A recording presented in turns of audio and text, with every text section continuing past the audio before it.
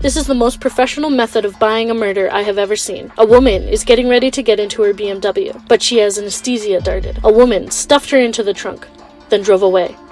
No one expected the employer to be a dwarf, only standing 2 feet tall. He first used a plastic bag to torture her. Bored of playing, he decides to kill. The right-hand man shoved vodka down her throat, putting the unconscious woman into the driver's seat, and rushed the car down a cliff, falling directly into the river. This way, everyone would determine it was a drunk driving accident, but the woman is determined to live. She fights hard, miraculously swimming out of the water. She survived, but truly, she might deserve to die, because she's a shameless beast. She set up a nursing home, stealing pensions and then paying for them to squander, posting thousands of faces onto a wall, dividing based on color of amount of savings they have, and removing when dead, always looking for the next target. I never knew this could be legal, because Marla claims to be the queen of games. She researched many different operations and security. For example, she took her assistant Fran out hunting, and located Aunt Jennifer, who lives in the countryside. Although Jennifer drives a Mercedes in her 70s, no history of numbness, Marla pays off a greedy doctor to make a certificate saying that Jennifer can't take care of herself. Based on these certificates, you are legally able to change yourself to the legal guardian. Seeing Marla coming to the door with a file, Jennifer looks confused. She's a very healthy woman. How could it be judged as Alzheimer's? Of course, Jennifer won't leave. Marla threatens not leaving is rebellious. How dare this old woman talk too much, thinks Marla. Just sit in the car obediently. Going to the nursing home in a daze, the phones are taken away again. For Jennifer to notice her loss of freedom, it's too late. Marla has already sent someone to liquidate the property. Pawn watches, mortgage real estate, sell furniture, auction antiques. Marla soon finds out she's messed with the wrong person. Jennifer concealing her truly terrifying identity.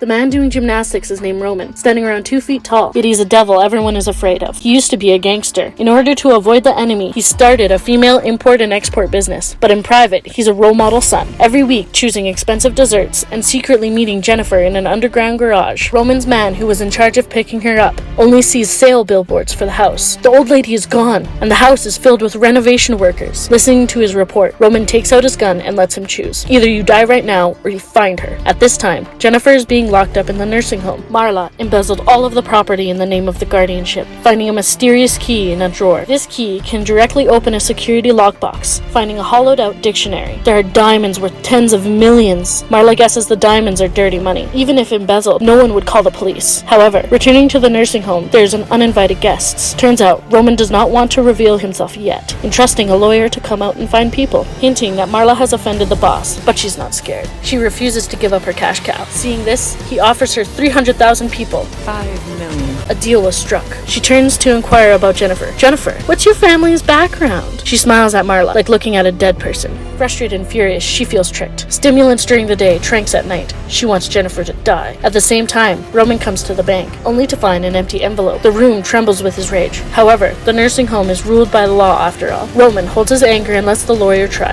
Marla doesn't even flinch. She knows he can't get the letter of attorney, just bites back and says, they're lying.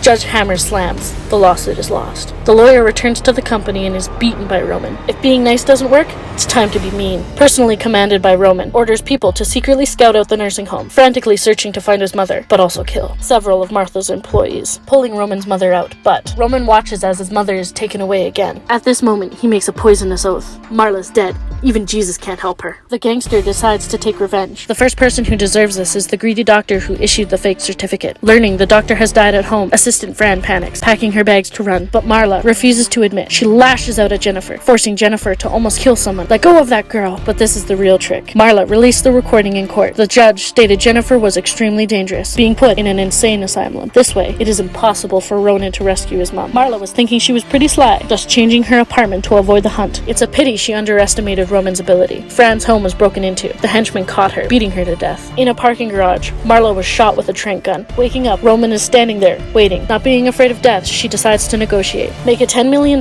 payment, otherwise Jennifer and the diamonds, you will never see them again. Hearing this, Roman wanted to jump and kick her knees. He doesn't want the diamonds, he just wants her dead. But Marla escapes death, getting back home in time to save Fran's life. Fran begs for her to surrender and stop. Unexpectedly, Marla is still thinking about killing. She steals license plates and follows Roman into a private garage in disguise, fires a shot. Then one more detail is left, firing another shot.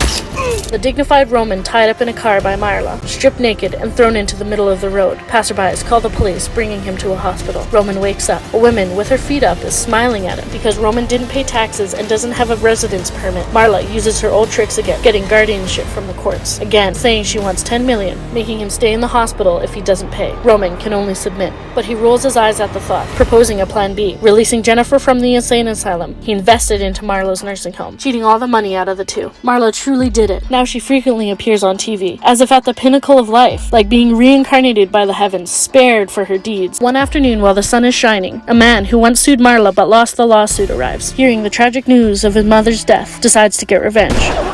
In the movie I Care a Lot, the seemingly impartial courts become the umbrella of Marla's ability to make a fortune, and the justice the people need can only be heard through lynching. Such ruthless irony. This film is truly an underrated masterpiece. Okay, that's it for today's story. I'm Lovely Mia. Like, comment, and follow. See you next time.